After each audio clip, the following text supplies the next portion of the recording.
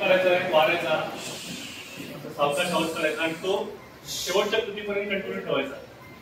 दुसरी कृती आहे इतक्या वाजवायची, ती पण अशा अक्षराने वाजवायच्या, एका एक वाजवायच्या।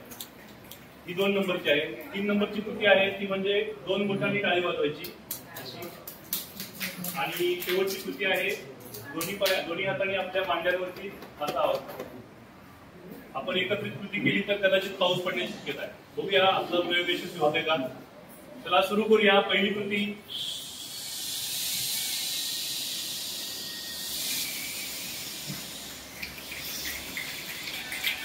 आवाज चालू ठेवा, इतक्या वाढवा।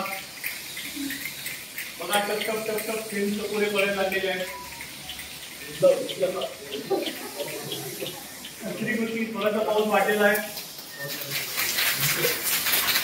बघा पावसाचे थेंब आपल्या पौराणिक करत आहे आणि थोडंसं वातावरण तयार झालेलं आहे।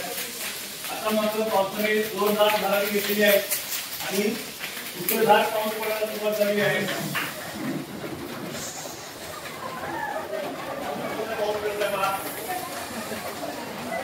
पाऊस